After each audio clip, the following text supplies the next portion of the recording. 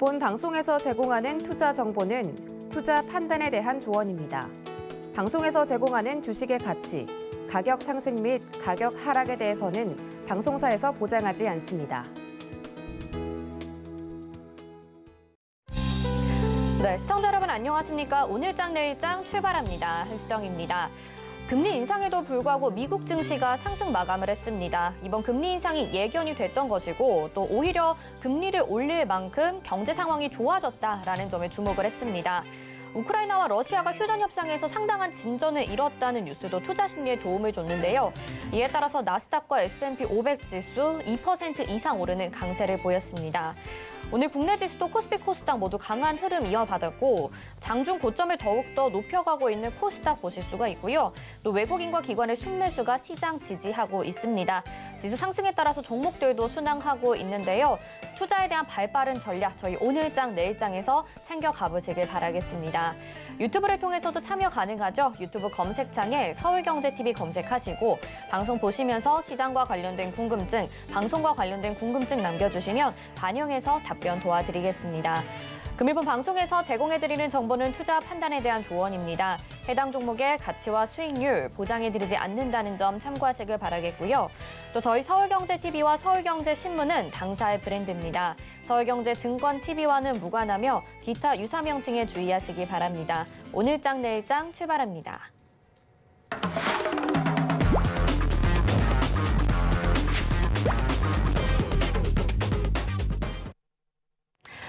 네, 첫 번째 순서는 이 시각 보도본부 순서죠. 기자들이 발빠르게 찾아가는 뉴스들 전해드리는데요. 먼저 어떤 뉴스들 준비가 되어 있는지 헤드라인 뉴스 화면으로 확인해 보시죠.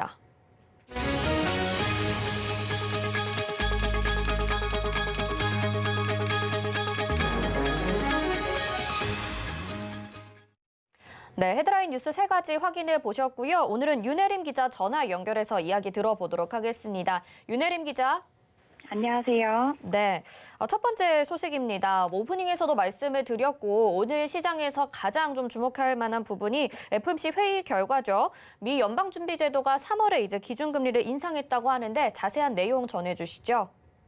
네, 미국 연방준비제도가 정확히는 3년 3개월 만에 기준금리를 0.25%포인트 인상하기로 했습니다. 그간 0%에서 0.25%였던 제로금리 시대를 끝내겠다는 의지를 밝힌 것인데요. 특히 올해 6차례 추가금리 인상을, 내년에는 최소 3차례 추가 인상을 예고했습니다. 이에 연준은 올해 안으로 1.9%, 내년 말에는 2.8%까지 금리가 인상될 것이라는 입장을 내놨습니다. 여기에 보유 자산을 감축하는 양적 긴축 시점도 앞당겼습니다. 제롬 파월 연준 의장은 단기적으로 추가적인 인플레이션 상승 압력이 될 것이며 경제 활동을 압박하는 요인이 될 것이라며 대차 대조포 축소 시작은 이르면 5월이 될 수도 있다고 밝혔습니다. 네, 제롬 파월 연준 의장이 인플레이션에 대해서 위험성에 대해서 언급을 하면서 더 빨리 금리를 추가적으로 인상할 수 있다. 이렇게 좀 매파적인 발언을 하기도 했는데요. 그 이유는 뭐라고 봐야 될까요? 네, 아무래도 연준이 경기 하방 리스크보다는 물가에 우선순위를 두었기 때문이라고 풀이됩니다. 파월 연준 의장이 러시아와 우크라이나 간의 갈등에 따라 원자재 가격 상승을 이유로 들면서 올해 실질 GDP 성장률 전망치를 4%에서 2.8%로 하향 조정했습니다. 이에 대해서도 여전히 높은 수치라고 강조한 바 있고요. 또한 미국 소비자 물가 지수가 2월 기준으로 전년 동기 대비 7.9%가 오르며 40년 만에 최고치를 기록한 것도 영향을 미쳤습니다. 이에 연준은 미국의 경제 성장은 여전히 강하다고 강조하는 한편 물가 상승률은 2.6%에서 4.3%로 상향 조정했습니다. 한편 다소 매파적인 FOMC 결과에도 예상한 정도의 기준금리 인상과 하반기 인플레이션 하락 안정화될 것이라는 긍정적인 전망도 나오면서 다우존스 30 산업평균지수는 전거래일 대비 1.55%, 스탠더드앤드푸어스 500 지수는 2.24%, 나스닥 지수는 3.77% 등 뉴욕 증시가 일제히 큰 폭으로 반등했습니다. 네, FOMC 회의 결과와 함께 뉴욕 증시 흐름까지 살펴봤는데요. 보다 자세한 내용은 계속해서 저희 방송을 통해서 확인해 보시면 좋을 것 같습니다. 자, 다음 소식으로 넘어가 보겠습니다. 내일부터 국내 면세점 한도가 폐지가 되면서 여행을 떠나는 내국인들은 한도 제한 없이 면세점에서 물품을 구매할 수 있게 됐는데요. 자세한 내용 전해주시죠. 네, 내일부터 내국인 대상 면세점 구매 한도가 폐지될 예정입니다. 오늘 기획재정부에 따르면 현재 5,000달러로 설정된 구매 한도가 폐지돼 해외로 출국하는 내국인은 면세점에서 한도 제한 없이 물품을 구매할 수 있게 됩니다. 면세점 구매 한도가 사라지는 것은 1979년 제도 신설 이후 43년 만인데요. 정부는 그간 면세점 구매 한도를 500달러에서 1,000달러 등 점진적으로 늘려왔습니다. 다만 올해부터는 코로나19를 겪으며 위축된 면세업계를 지원하고 해외 소비를 국내 소비로 전환하기 위해 내국인 면세점 구매 한도를 아예 폐지하기로 한 것인데요. 관세청 관계자는 18일부터 개정 시행 규칙이 적용될 수 있도록 보세 판매장 운영에 관한 고시 개정과 시스템 준비 작업 등을 마무리하고 있다고 오늘 밝혔습니다.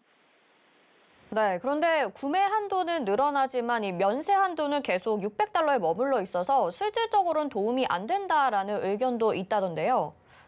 네, 맞습니다. 정부는 세계 각국의 면세 한도가 대략 500에서 600달러인 점을 고려해 현재로서 국내에서도 한도 상향이 필요하진 않다고 밝히면서 기존 면세 한도인 600달러를 유지하겠다고 밝혔습니다. 각국 면세 한도는 현재 우리나라 돈으로 한국은 74만 원, 중국은 97만 원, 일본은 213만 원 수준으로 면세 한도가 낮다고 비판받기도 했는데요. 그래서 고가 품의 제품은 백화점보다 오히려 비싸죠. 구매 한도 폐지 정책이 실질적으로 면세업계에 도움을 주지 못한다는 의견이 나오고 있는 것입니다. 면세 한도를 최소 2,000달러 수준으로 올려야 한다는 업계의 입장과 부유층만 혜택을 볼 수 있다는 관세청의 의견이 대립하고 있는 상황입니다.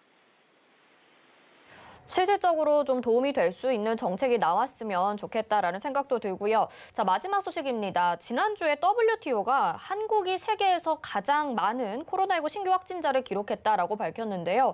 오늘 나온 수치도 어마어마하죠. 60만 명을 기록을 했다고 하는데 정확한 수치 짚어주시죠.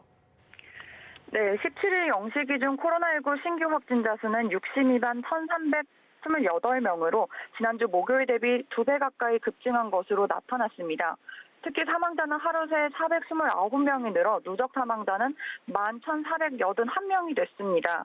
다만 전날 방역당국의 확진자 관리 시스템 오류로 전국적으로 확진자가 누락된 건수가 많아 이날 이 수치가 반영됐기 때문이라는 분석이 나왔습니다. 수도권의 한 방역당국 관계자는 어제 누락된 확진자를 오늘 포함하다 보니 이틀치 숫자가 합쳐져 확진자 수가 폭증했다고 전했습니다. 특히 지난 15일부터 병원, 의원에서 신속항원 검사 결과가 반영됨에 따라 방역당국이 관리에 차질을 빚은 것으로 나타났습니다.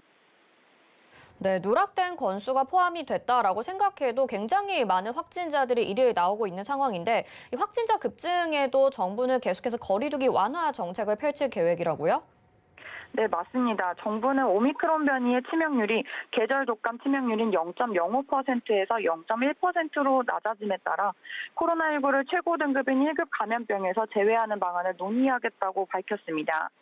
더불어 내일 진행될 중앙재난안전대책본부 회의에서 소상공인과 자영업자 단체 등의 의견을 수렴해 사적 모임 인원을 기존 6인에서 8인으로 영업시간은 오후 11시에서 자정까지 연장하는 방안을 검토 중인 것으로 알려져 각국에서 논의가 아직 이루어지고 있는 상황이라고 밝혔습니다.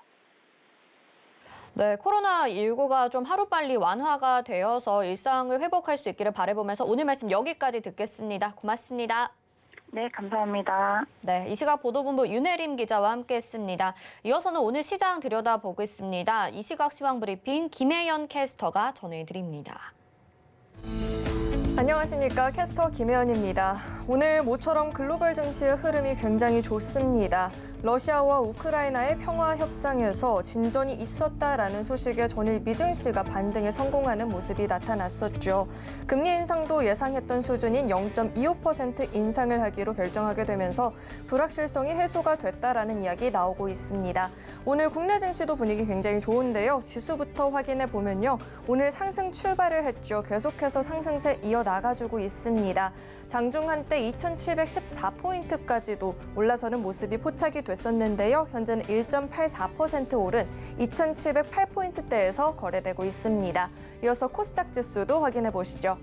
네, 코스닥 지수도 강한 상승을 이어나가주고 있습니다. 현재 이 시간 2.69% 오른 고점 부근에서 움직이고 있습니다. 915포인트 나타내주고 있습니다.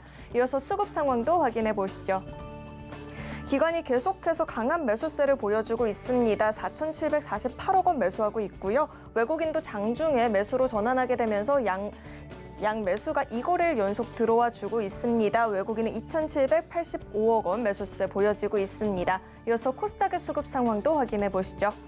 네, 마찬가지로 기관과 외국인의 매수가 들어와 주고 있습니다. 기관은 1,839억 원 매수해주고 있고요. 외국인은 2,750억 원 매수세 보여지고 있습니다. 반면 개인은 장중에 매도 전환한 모습 나타내주고 있습니다.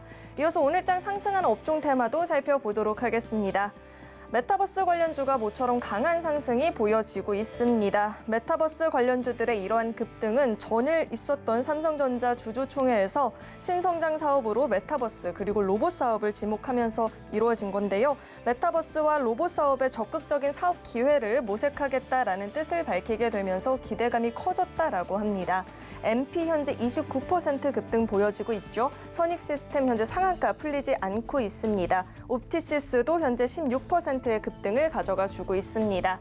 이어서 하락하는 업종 테마도 살펴보도록 하겠습니다. 여행 관련주들이 오늘 쉬어가는 흐름입니다. 러시아와 우크라이나의 협상에서 협상이 좀 더 현실적으로 다가오고 있다라는 이야기가 나왔죠. 일부 조건들이 맞춰져 가고 있다라는 소식에 국제 유가가 현재 3거래일 연속 하락세가 보여지고 있습니다. 덕분에 항공주들의 우려가 한풀 꺾이게 됐죠. 거기에 코로나19의 규제 완화까지 더해지게 되면서 항공주, 여행주들의 반등이 보였었는데요. 오늘은 차익 실현 매물들이 나오면서 다소 쉬어가는 흐름입니다. 아시아나항공은 1%대 낙폭 보여지고요. SMCNC는 6%가 넘는 하락세 보여집니다. 참 좋은 여행도 현재 1.92% 하락한 15,300원에서 거래되고 있습니다. 이어서 증시 탑10 확인해 보도록 하겠습니다. 네, 삼성전자가 전일 주총이 있었죠. 주총 이후에도 상승세를 계속해서 이어나가주고 있는 모습이고요. 카카오와 네이버 오늘 동반 상승이 보여지고 있습니다. 서울경제가 뽑은 특징주도 확인을 해보면요. 링크 제네시스 윤석열 당선인이 공약인 마이 AI 포털 제안자인 김창경 교수를 위원장으로 임명하자 관련주인 링크 제네시스가 오늘 강한 시세가 보여지고 있습니다. OCI는 태양광 정책 수혜가 기대가 되고 또 실적도 긍정적으로 전망이 된다라고 하죠. 오늘 소폭의 오름세가 보여지고 있고요. 현대바이오는 코로나19 치료제 임상 이상 승인에 따라 신속하게 임상을 진행하고 긴급 사용 승인 신청도 빠른 시일 내에 신청할 것이라고 이야기가 나왔습니다. 오늘 급등 흐름 보여지고 있습니다. 그럼 먼저 네이버부터 살펴보도록 하겠습니다. 네이버 오늘 갭상승 출발을 했죠. 유럽 시장 진출에 대한 기대감이 커졌다라고 합니다. CEO 자리에서 물러났던 한성숙 전 대표를 유럽 사업 개발 대표로 발령했다라는 소식이 전해졌습니다. 근데 과거 네이버가 글로벌 시장에 진출할 수 있게끔 큰 역할을 했던 만큼 이번에도 기대감이 크다라고 합니다. 현재 4.84% 강세 보여지고 있습니다. 다음 살펴볼 종목은 NC소프트가 있습니다. 지난해 말부터 시작된 하락세에서 벗어나지 못하고 있었던 게임주들이 최근에 긍정적인 전망들이 나와주고 있습니다. 또 금리 인상이 예상치에 부합하는 정도에서 마무리가 되자 게임주들이 오늘 반등 보여지고 있는데요. NC소프트 현재 6%가 넘는 강세 보여지고 있습니다. 마지막으로 살펴볼 종목은 화성산업이 있습니다. 오늘 급락 흐름이 나타나고 있죠. 경영권을 둘러싸고 창업주 2세인 형제 간의 경영권 싸움이 커지고 있다라고 합니다. 이종원 사장을 횡령, 배임 혐의로 고소까지 했는데요. 극적인 화해가 없는 한 오는 31일에 양측의 지분 대결은 피할 수 없을 것이란 전망들이 나오고 있습니다. 현재 6.81% 낙폭 보여지고 있습니다. 지금까지 증시 탑10 확인해 봤습니다.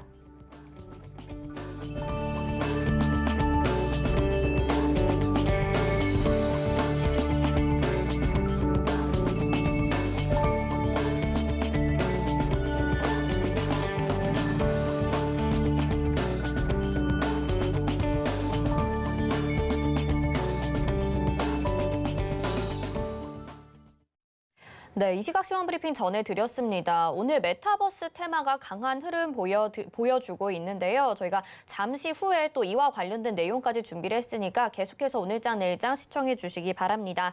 자, 기관과 외국인의 수급 동향까지 알아봤는데 이에 대해서 좀 더 자세하게 이야기 나눠보는 수급 포착 시간 가져보도록 하겠습니다. KTB투자증권의 이성홍 차장 연결돼 있습니다. 차장님 안녕하십니까? 네, 안녕하십니까? 네, 수급 흐름 좀 살펴봤는데 종목별로 흐름을 한번 좀 짚어볼까요? 우선 가장 좀 특징적인 사항이 이제 어떻게 보면 LG화학이랑 이 코스닥의 LNF, 에코프로비엠 2차 전지 업종이 수급적인 면에서 눈에 띈다라고 말씀드릴 수 있겠고요. 우선 LG화학 같은 경우 미국 파트너사 2분기 내 면역 항암제가 후보 물질 임상 실험에 대한 얘기 나와주면서 이거에 대한 부분에 강한 어떤 매수세, 특히 기관을 중심으로 한 매수세가 좀 크게 좀 나와주고 있는데 우선 임상 일장에 대한 부분에 있어서는 기본 실제로 연결되는 부분은 시간이 좀 걸리겠죠. 하지만 이 미국 FDA 신청의 계획이라고 좀 밝혀주고 이 부분이 그 자회사 쪽에서의 연결이 되고 있는 상황이기 때문에 그동안에 억눌렸었던 LG화학의 어떤 투자 심리가 좀 바뀌는 분위기가 나오지 않았나라고 판단되고 있고요. 그다음에 LNF, 에코프로비엠 또 이제 수급 특징 주에 나오진 않지만 오늘 첨보까지도 이 수급적인 면에서 매수세가 강하게 지금 들어오는 상황입니다.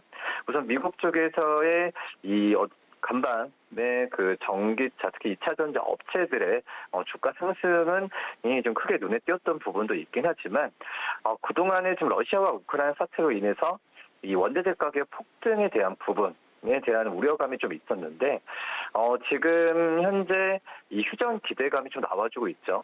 그렇기 때문에 핵심 주제라고 할 수 있는 리튬과 니켈 가격에 대한 급등 부분이 좀 자제될 분위기로 좀 가고 있기 때문에 2차 전지 업체들에서는 오늘 좀 LG화학뿐만 아니라 미국 쪽에서의 기업들의 상승 그리고 이 휴전에 대한 얘기 때문에 고른 어떤 그 호재가 복합적으로 작용하면서 매수세가 다른 업종과 다른 종목 대비해서 강하게 들어오지 않나라고 좀 판단되고 있습니다. 그리고 수급적인 어떤 종목으로는 나오진 않지만 오늘 로봇 관련주들에 있어서는 거래량과 함께 수급에 대한 매기가 많이 쏟아지고 있는데 이 삼성전자가 이 정기주주총회에서 이 로봇 분야를 신성장 사업으로 키운다는 얘기가 나와주면서 이 관련주들이 좀 급등하는 모습을 좀 보여주고 있는데요. 휴림 로봇, 로봇, 웨브리보 같은 시청이 좀 작지만은 미래 로봇에 대한 어떤 기술력을 갖고 있는 기업들에 대한 좀 관심을 가져야 되지 않을까 이렇게 판단됩니다. 네, 시장에 대해서 꼼꼼히 좀 분석을 해주셨는데 LG화학 그리고 로봇 관련주와 함께 2차 전지 기업들의 상승세 말씀을 해주셨습니다. 자, 그러면 차장님께서 포착한 오늘장 특징주 어떤 걸 꼽아볼 수 있을까요? SK하이닉스 역시 지금 대형주 중에서도 수급이 가장 좀 많이 몰리고 있는 기업 중에 하나가 삼성전자, SK하이닉스라고 볼 수 있겠는데 특히 SK하이닉스 같은 경우에는 전일에 필라델피아 반도체 지수 상승도 있었지만은 지금 이제 1분기 시대 우려감을 떠나서 2분기 때 같은 경우에는 이 클라우드, 어떤 고객들의 수요에 대한 기대감 그리고 이 원가에 대한 하락률이 그나마 좀 높아지면서 이 마진 구조에 대한 개선이 2분기 실적에 크게 잡힐 거다라는 의견이 많습니다. 지금 2분기 영업이익 한 4조 원 이상을 내다보고 있는 상황이라고 볼 수 있겠는데요. 이 증권사 같은 경우에도 목표 주가를 16만 원 이상으로 좀 상향하면서 이 SK하이닉스에 대한 매수 관점을 좀 유지를 하고 있는 상황이고요.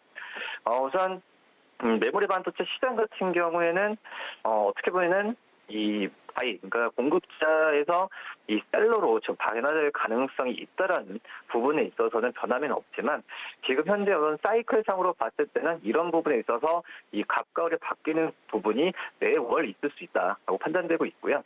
그렇기 때문에 SK하이닉스에 대한 부분에 있어서는 지금 현재는 좀 우호적인 분위기로 가지 않나라고 판단되면서 매수 관점을 좀 말씀을 드리도록 하겠습니다. 네, SK하이닉스에 대해서 말씀을 해주신 부분 잘 참고해서 투자 전략 삼아보시길 바라겠습니다. 말씀 오늘 여기까지 듣겠습니다. 고맙습니다. 네, 감사합니다. 네, KTB투자증권의 이성웅 차장과 함께했습니다. 이어서 마켓 로드맵으로 가보시죠.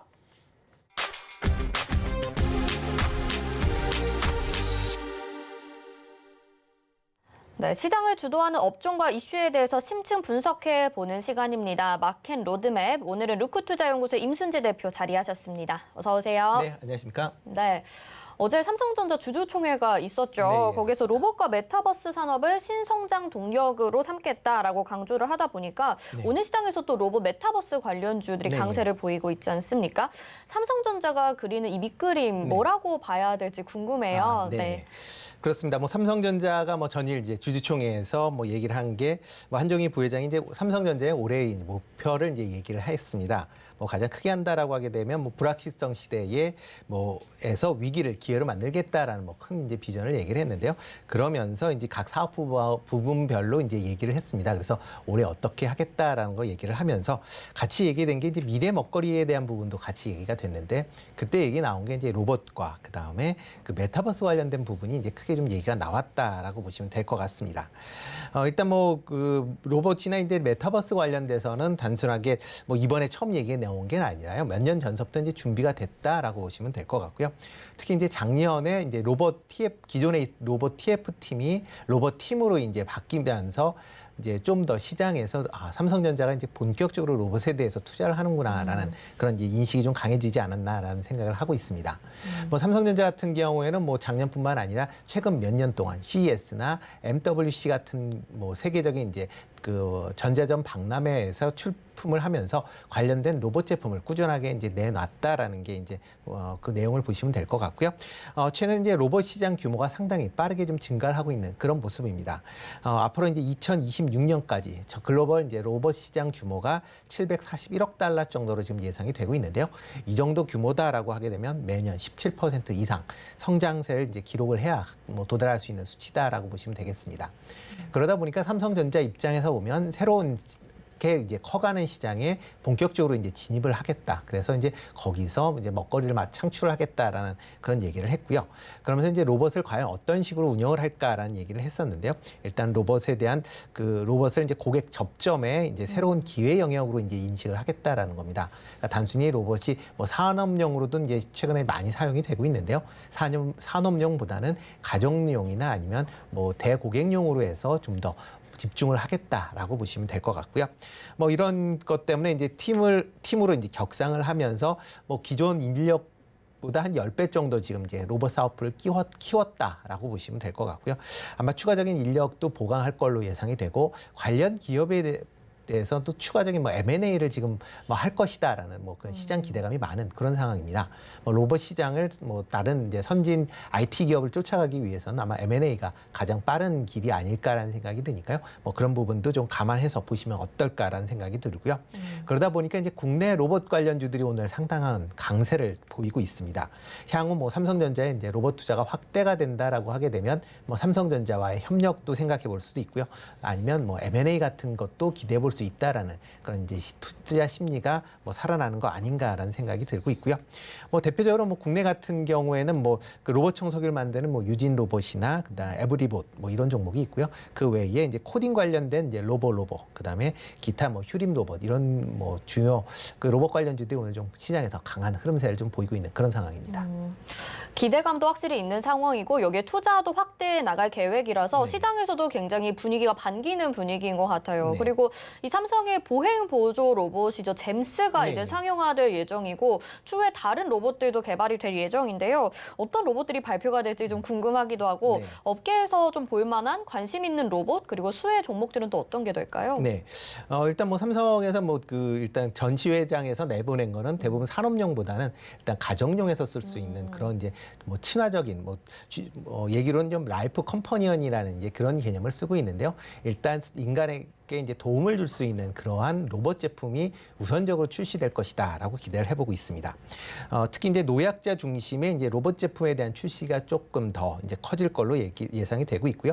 과거 CES나 MWC에서도 이제 노약자 케어 로봇들이 계속 선보였습니다.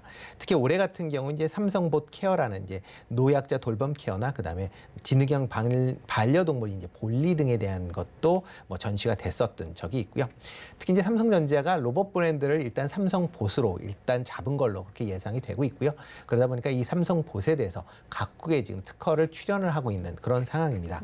이렇게 이제 삼성 봇이라는 그런 이제 브랜드가 어느 정도 특허 출연이 되고 관련된 이제 제품이 나오기 시작하면 아마 마케팅 관련된 부분도 상당 부분 강화되지 않을까라는 생각이 들고 있고요. 아마 그 삼성 봇에서 아마 지금 처음 나오는 뭐 로봇을 본다라고 하게 되면 삼성 봇 뭐 잼스 힙이라고 돼 있지 네. 않을까라는 생각이 드는데요. 일단 뭐 처음에 이제 그 시제품을 공개할 때는 이제 잼스 힙이라는 이름으로 공개를 했기 때문에 그 앞에 아마 삼성 봇이라는 것이 붙을 걸로 예상이 되는데요. CES 2021에서 이제 웨어러블 이제 보행 보조 로봇으로 해서 일단 선보였었던 그런 제품입니다. 일단 몸에 부착을 해서 걷기가 불편한 노약자나 장애인들의 걷는데 뭐 상당한 도움을 줄 것으로 그렇게 예상되는 그런 로봇이다라고 보시면 될 것 같고요. 뭐 이 제품이 나온다라고 하게 되면 일단 시장에서 뭐 기존에 있는 제품과는 좀 다른 그런 제품이니까 시장에 좀 반응이 좀 있지 않을까라는 생각이 들고요. 그 이후에는 뭐 최근에 뭐 KT에서도 선전하고 있는 뭐 음식점 배달하는 뭐 서빙 로봇 관련도 또 한번 나오지 않을까라는 기대도 해보고 있고요. 그다음에 가정용 로봇인 이제 삼성봇 핸디라는 것도 나올 거고요. 아니면 뭐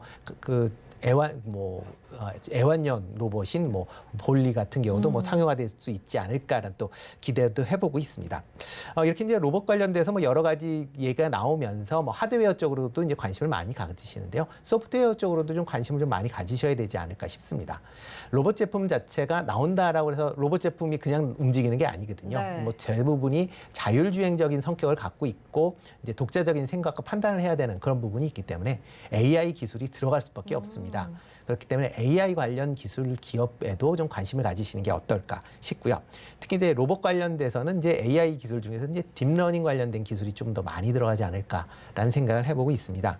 딥러닝 교육을 하기 위해서는 뭐 빅데이터 관련된 그런 분야도 이제 필요한 거고요. 그리고 또 하나 이제 로봇 같은 경우도 과거에는 뭐 무텍스트로 하지만 요즘에는 다 뭐 알렉스나 뭐 진이나 뭐 누구나 뭐 다 얘기를 하듯이 네. 말로 이제 얘기를 하거든요. 네. 말로 하게 되니까 말 관련된 음성 관련된 AI 관련 기업도 조금 관심 있게 보시면 어떨까 싶고요.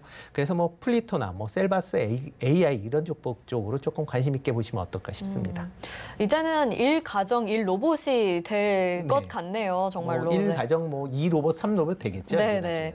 이제 삼성전자에서 주주총회에서도 그렇고요. 모바일 월드 콩그레스에서도 메타버스도 강조를 하지 네. 않았습니까? 오늘 로봇과 더불어서 메타버스 관련주들이 강세를 보여주고 있는데 이 삼성전자의 메타버스 진출은 또 업계에 어떤 영향을 미치게 될지 궁금해요. 네, 뭐 메타버스 쪽으로 보면 이제 삼성전자가 참여한다라는 거 좀 긍정적으로 봐야 되지 않을까라는 생각을 좀 해보고 있습니다. 특히 이제 작년에 메타버스 관련돼서 하반기에 뭐 가장 핫한 뭐 섹터였다라고 보시면 되는데요. 그렇게 뭐 큰 폭으로 올랐기 때문에 뭐 올해 상반 지금 뭐 1분기에는 좀 상당히 좀 저조한 그런 이제 주가 흐름을 보이고 있는 것도 사실입니다. 뭐 여러 가지 이유가 있겠지만 그 중에 하나가 이제 기준금리 인상에 따른 성장주에 대한 이제 조금 우려감이 약세로 간 뭐 주요 뭐 원인이 좀 겹치지 않았나라는 생각이 들고요. 이런 뭐 메타버스 관련돼서 이제 글로벌 IT에서 최근 들어 이제 많이 참여를 하겠다라고 얘기를 하고 있습니다. 특히 메타버스 기기 관련 쪽으로 지금 얘기를 많이 하고 있는데요. 뭐 대표적으로 지금 뭐 메타버스 기기 한다라고 하게 되면 뭐 메타의 이제 오큘러스를 뭐 제일 많이 연상을 하실 건데요. 뭐 메타버스도 뭐 오큘러스뿐만 아니라 메타 같은 경우 이제 손으로 직접 햅틱으로 이용한 그런 이제 제품군에 대해서도 뭐 출시를 하겠다라고 얘기를 하고 있고요. 애플 같은 경우도 올 연말 정도에 뭐 XR 관련 기기를 출시할 것이다라는 뭐 얘기가 지금 상당 부분 나와 있는 그런 상황입니다. 마이크로소프트 같은 경우도 뭐 삼성전자하고 메타버스 관련된 기기를 만들 것이다라는 또 그런 얘기도 나와 있는 그런 상황이고요. 뭐 이런 메타버스 관련돼서 뭐 단순히 기기뿐만 아니라 뭐 관련된 소프트웨어 쪽으로도 M&A가 상당 부분 지금 진행이 되고 있는 그런 상황입니다. 대표적으로 이제 마이크로소프트 같은 경우에 세계적인 게임인 액티비전 블리자드를 뭐 올 초에 82조 원에 이제 인수를 한 그런 계약을 체결을 했고요. 마이크로소프트 같은 경우에 기존에 이제 메타 게임이라고 하고 있는 마인크래프트를 현재 보유하고 있습니다. 이런 마인크래프트와 액티비전 블리자드의 그런 이제 기술력이 합쳐진다라고 하게 되면 기존에 이제 갖고 있는 메타버스와는 또 새로운 영역의 그런 이제 메타버스 플랫폼을 만들 수 있지 않을까라는 것도 뭐 시장에서 이제 기대해 보지 않나라는 생각이 들고 있고요. 뭐 조금 전에 말씀드렸듯이 메타 같은 경우는 뭐 메타버스에 집중하겠다라고 해서 과거에 페이스북이라는 사명을 메타로 바꿀 만큼 그만큼 그 글로벌 IT에서도 관심을 많이 갖고 있다라고 보시면 되겠습니다. 뭐 삼성전자도 이거에 발맞추어서 뭐 메타버스 관련된 기기에 대한 출시가 뭐 이루어진다라고 하게 되면 시장 내에서도 뭐 일단 그 시장 규모가 좀 더 확대될 수 있다라고 보시면 될 것 같고요. 그와 관련돼서 뭐 단순히 기기뿐만 아니라 메타버스 관련된 컨텐츠 분야도 좀 더 관심 있게 다시 이제 봐야 되지 않을까라는 생각이 들고 있습니다. 일단 뭐 작년 이후서부터 하락을 많이 했기 때문에 뭐 주가가 저점이다라는 뭐 그런 부분도 있고요. 특히 이제 메타버스 관련돼서 특히 이제 K 컨텐츠 관련된 분야에 대한 뭐 다양한 컨텐츠가 국내에 존재하고 있습니다. 뭐 드라마나 영화, 게임에 대한 뭐 다양한 IP를 또 갖고 있고요. 이런 걸 활용한다라고 하게 되면 뭐 K 컨텐츠 관련된 부분으로도 좀 더 관심 있게 좀 보시면 어떨까 생각이 들고요. 특히 이제 VFX 관련 쪽으로도 뭐 계속 관심을 가지시는 게 좋지 않을까 싶습니다.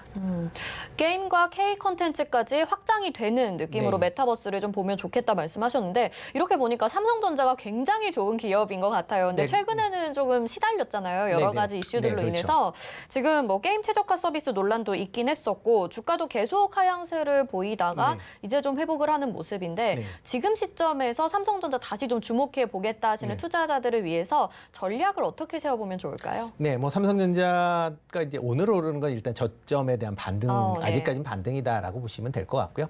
일단 삼성전자 입장에서 보면 지금 뭐 주가가 상당히 좀 낮은 건 맞습니다. 뭐 그렇게 낮았던 이유는 뭐 여러 가지 뭐 이유가 있긴 하겠지만 대표적으로 요즘 이제 불거진 게 갤럭시 S22의 이제 발열 문제 관련돼서 이제 GOS를 이제 걸었다라는 것 때문에 지금 좀 얘기들이 좀 나오고 있고요.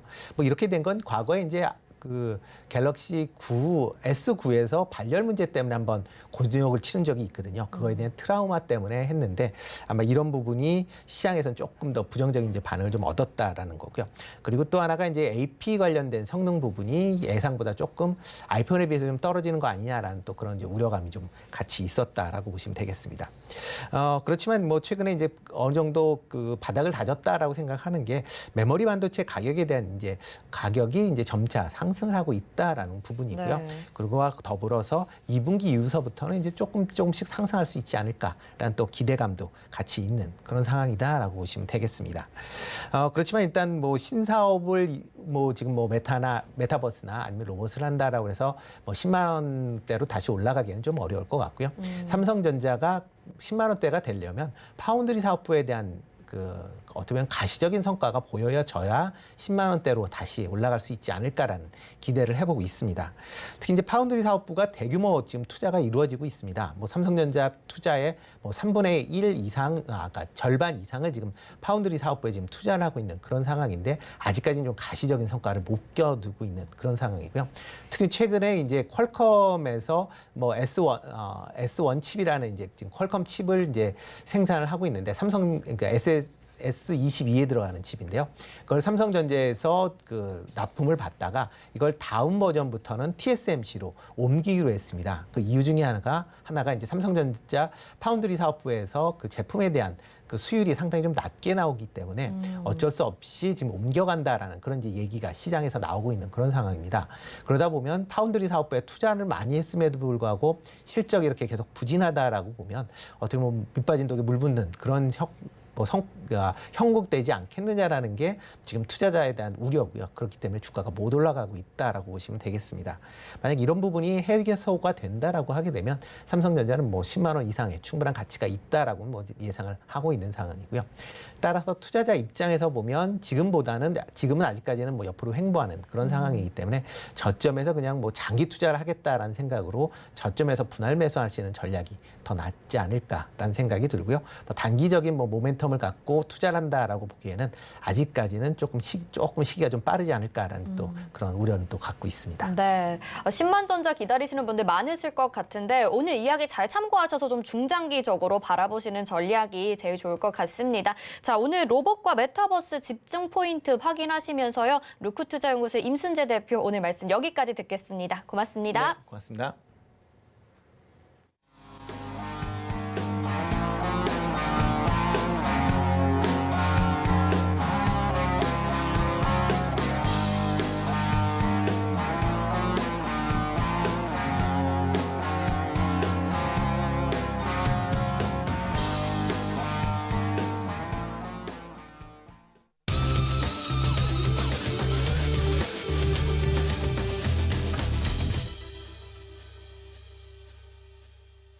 네, 이어서는 마켓 리더들과 시장의 핵심 이슈 짚어보는 이슈 칼럼 시간입니다. 오늘은 미중산업경제연구소의 조용찬 소장 연결되어 있습니다. 소장님 안녕하십니까? 예, 안녕하십니까? 네, 오늘 또 금리 인상 이야기부터 해봐야 될 것 같습니다. 오늘 새벽에 FOMC에서 3년 만에 금리 인상을 결정을 했는데요. 연준은 연말까지 정책 금리를 올릴 것으로 예상을 하고 계신가요? 네, 그렇습니다. 미국 같은 경우에는 현재 1970년대 말과 비슷한 아주 심각한 인플레이션에 직면하고 있는데요. 당시에는 15%까지 금리를 인상했고요. 이 때문에 실업률은 미국은 10%를 기록한 적이 있습니다. 이 때문에 아무래도 이번 금리 인상도 50bp가 아닌 25bp 정도로 낮춘 것은 아무래도 올해 말까지 모두 7번 그리고 내년에는 3번에서 4번 정도 금리 인상을 하겠다는 그 점도표의 영향이 컸던 것은 아닌가 보여집니다. 아무래도 미국 경기 같은 경우에는 냉각도 과열되지 않는 경기 중립적인 금리 수준이 2.5%인데요. 아무래도 이 수준까지는 연준이 금리를 충분히 인상시키겠다는 생각인 것으로 보여집니다. 다만 파월 의장 같은 경우에는 바이든 대통령이 11월 중간 선거에서 정치적 타격을 받지 않기 위해서 금리에 직접적인 영향을 미치는 변수죠. 코로나 그리고 공급망 훼손 문제 또 물가가 조기에 좀 안정이 된다면 아무래도 시장이 예상했던 것보다도 한 세 번에서 4번 정도로 속도를 낮추지 않을까 보여지는데 현재 FF 금리 시장에서는 6월달, 9월달, 12월달 정기 FOMC 외에 한 차례 더 할 확률은 50%로 지금 보고 있다고 합니다. 네, 미국의 장기 금리 차가 7번의 금리 인상을 반영하고 있다고 했는데 그러면 미국의 경기 후퇴 압력도 있는 것이 아닌지 궁금하거든요. 이 부분 어떻게 보실까요? 네, 앞으로 미국 경기를 보려 그러면은 장단기 금리가 어떻게 움직이느냐, 그리고 그 투기 등급의 그 회사채죠. 하이힐드 채권들의 그 움직임을 봐야 되는데, 매니저라든지 이코노미스트 같은 경우에서 경기 침체의 위험을 가장 먼저 인식하는 부분이 장단기 금리 차가 축소되거나 역전되는 현상입니다. 5년과 10년물의 장단기 금리차는 현재 4에서 한 6%로 아주 축소가 됐는데요. 곧 금리 역전 현상이 발생할 것으로 보여집니다. 이미 20년물과 30년물 그리고 7년과 10년물 사이에는 역전 현상이 일어났는데요. 이 중에서도 메인 지표죠. 탄광의 카나리아처럼 미래를 비교적 정확하게 알려주는 지표가 5년과 10년물입니다. 이 부분에서 역전 현상이 일어난다면 경기 오버킬을 의식할 수가 있는데요. 오버킬이라는 것은 연준이 적극적으로 물가 상승 압력에 대응하는 과정에서 아무래도 금리를 빠르게 올리면은 수요 위축 현상이 과격하게 찾아오고요. 이는 경기 침체로 이어질 수 있다는 것을 말합니다. 그만큼 투자가들이 현재 불안감을 갖고 있다는 건데요. 이 외에도 회사채 가격 하락이 멈추지가 않고 있다는 점도 주목하셔서 보셔야 됩니다. 2월부터는 하이힐드 채권, 투기 채권과 투자 적격 회사채가 모두 팬데믹 그 발생 전 수준으로 지금 회복을 했는데요. 이 때문에 앞으로도 당분간 성장주보다는 가치주가 주가 조정 시 경기 후퇴를 의식한 투자가들의 매수자는 꾸준하게 있지 않을까 보여집니다. 경기 후퇴를 좀 예견을 하는 부분도 있다라는 말씀을 해주셨고 그러면 연준이 연말까지 최소 3차례 금리 인상이 나타날 것으로 예상이 되고 있는데 주식시장에는 어떤 영향을 미친다고 봐야 될까요? 네, 다행히 그 1월달 이후에 연기금들 같은 그 글로벌 거대 펀드들 같은 경우에는 선진국 주가 지수인 그 MSCI 월드 지수가 12% 하락하는 과정에서 좀 과격할 정도로 위험 자산을 줄여왔습니다. 이 때문에 이들 펀드들 같은 경우에는 2,300억 달러 정도 주식 매수 여력이 지금 갖고 있는 상황인데요. 이 때문에 오늘 FRB가 베이비 스텝으로 금리 인상 의견을 밝히고 또 국제 유가도 떨어지면서 매수세로 좀 나선 것은 아닌가 보여지는데요. 이 때문에 앞으로 주가 조정 시마다는 아무래도 저가에서는 계속 순매수세가 유입이 될 수 있는 것은 아무래도 러시아가 세계 국제시장 점유율이 0.3%에 불과하고요. 또 현재 상품 가격이 오르긴 했지만 CRB 지수가 여전히 2008년 고점보다는 35% 낮다는 점, 또 가계가 코로나 기간 동안에 아무래도 금융 자산이 크게 증가했다는 점에서 보면은 실적이 꾸준하게 증가하고 있는 미국 증시 입장에서 보면은 주가 조정 시는 좀 매력적인 투자 포인트가 될 것으로 보여집니다. 네, 알겠습니다. 금리 인상과 관련된 경제 이야기 여기까지 들어봤고요. 다음은 러시아 소식으로 가보도록 하겠습니다. 러시아에 지금 디폴트 사태가 발생을 했죠. 이자 1억 1,700만 달러를 갚지 못했기 때문에 지금 채무 불이행이 발생을 하게 됐는데 글로벌 시장에 어떤 영향을 미치게 될까요? 네, 러시아 같은 경우는 현재 불가항력적인 상황이 찾아오면서 대채무 이자를 달러 대신 루블화로 지급한 거에 대해서는 디폴트가 아니라고 주장하고 있는데요. 하지만 국제신용평가 기관들 같은 경우에는 아무래도 이자 지급 30일간의 유예 기간이 끝나면은 4월 15일 정도가 되는데요. 이때 되면은 약속과 다른 통화로 상환하는 것만으로도 디폴트로 간주할 가능성이 크다고 합니다. 현재 러시아의 대외 채무 중에서 달러 표시 외화 표시 채권은 205억 달러이기 때문에 세계 금융 시장에 좀 미치는 영향이 상당히 미미하고요. 다만 기업들의 부채는 좀 다릅니다. 러시아 대기업들의 대외 채무는 4,200억 달러고요. 이 중에서 달러 부채는 한 1,905억 달러 정도가 되기 때문에 아무래도 현재 달러를 보유하지 못하는 기업들 같은 경우에는 디폴트 도미노 현상이 일어날 가능성이 큰데요. 당장 다음 주에는 러시아 최대 기업이죠. 가스프롬이 갖고 있는 254억 달러 중에서 일부 이자를 상환해야 되는데 이를 상환하지 못하게 된다면은 앞으로 해외에서 달러 조달이 어려워지면서 러시아 철도라든지 클레드뱅크 오브 모스크바와 같은 대기업들도 아무래도 디폴트가 연쇄적으로 일어날 가능성이 큰데요. 좀 다양스러운 것은 현재 러시아 기업들의 회사채 발행 중에서 달러 표시 채권 같은 경우에는 대부분 해외 법인들이 회사채를 발행했고요. 또 해외에서 달러를 보유하고 있기 때문에 국채보다는 디폴트 위험이 상대적으로 좀 적다고 평가가 되고 있는 상황입니다. 네, 그렇다면 이번 사태로 인해서 지금 글로벌 시장에 미치는 영향을 살짝 봤는데 러시아 자국에 미치는 영향은 어떻게 보실까요?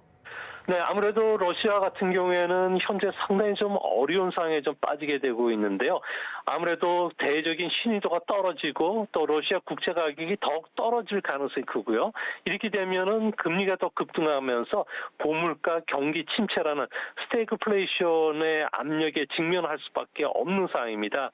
이 때문에 IMF 같은 경우에는 러시아의 올해 성장률을 마이너스 10%까지 보고 있는데요. 이제 문제는 4월 달부터 아주 루블화 약세에 따른 강한 스태그플레이션이 찾아올 수밖에 없다는 겁니다.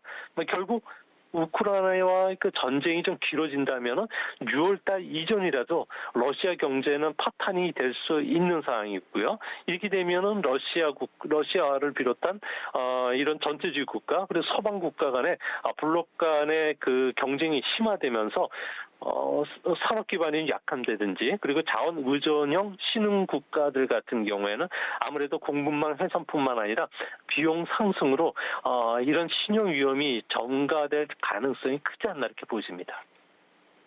네, 세계 경제에도 타격이 있을 지금 러시아의 사태, GDP 성장률 마이너스 10%까지 전망이 되고 있는 상황입니다.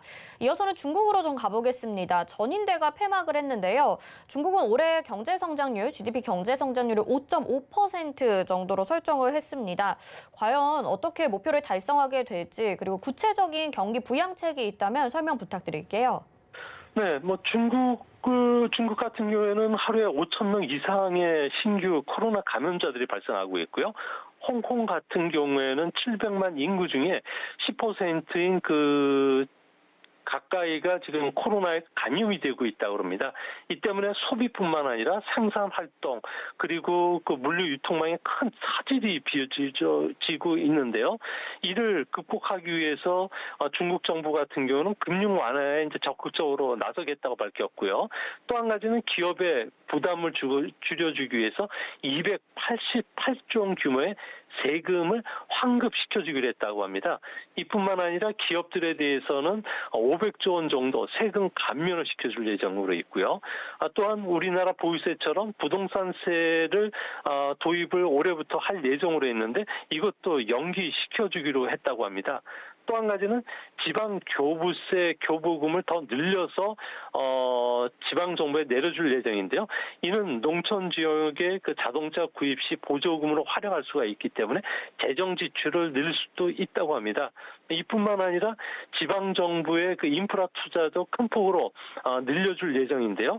이렇게 되면은 31개 성시가 이를 통해서 성장하겠다는 목표를 가중 평균하면 6.1% 정도 나옵니다.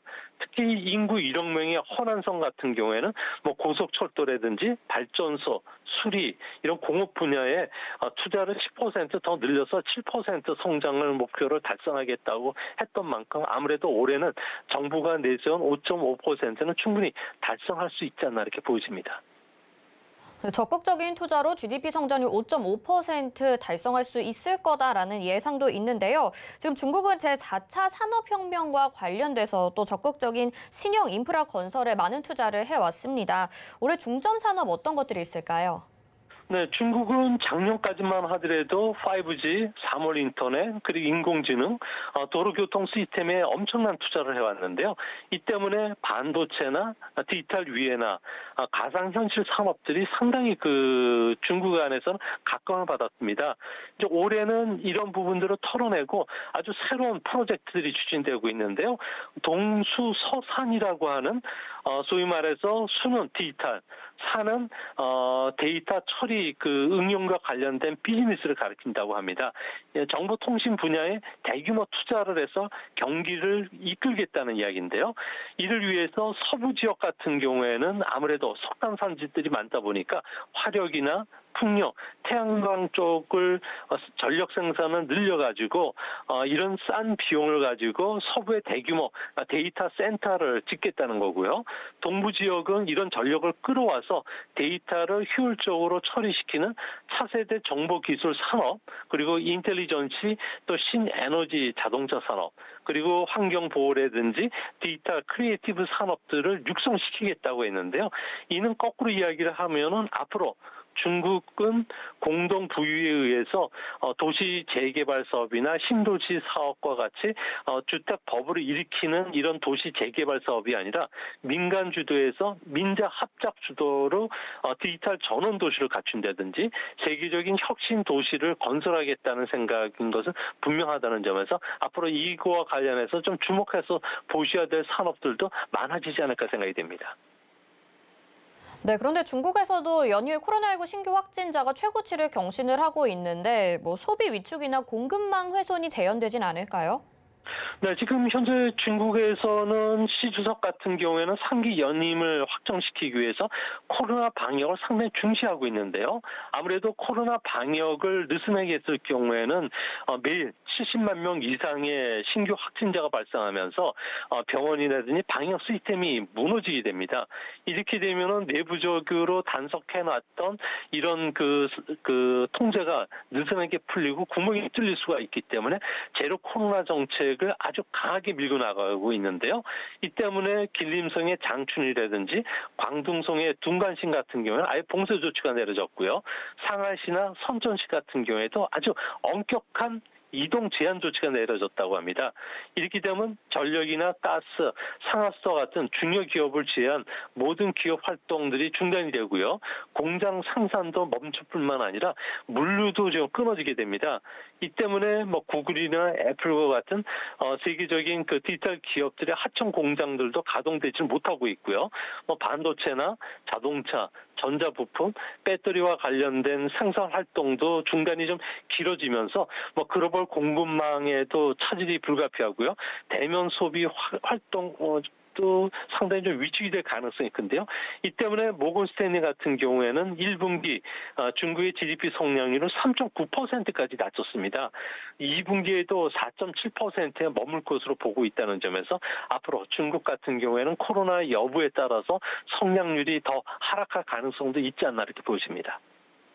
네, 알겠습니다. 중국 소식까지 여기까지 들어보도록 하겠습니다. 고맙습니다. 예, 감사합니다. 네, 지금까지 미중산업경제연구소의 조용찬 소장과 함께 이슈 칼럼 짚어봤습니다. 오늘장 내일장 저희가 준비한 소식 여기까지고요. 본 방송에서 제공해드린 정보는 투자 판단에 대한 조언입니다. 해당 종목의 가치와 수익률 보장해드리지 않는다는 점 참고하시길 바라겠고요. 또 저희 서울경제TV와 서울경제신문은 당사의 브랜드입니다. 서울경제증권TV와는 무관하며 기타 유사 명칭에 주의하시기 바랍니다. 잠시 후 마감 임박 60분의 승부로 다시 돌아오겠습니다. 고맙습니다.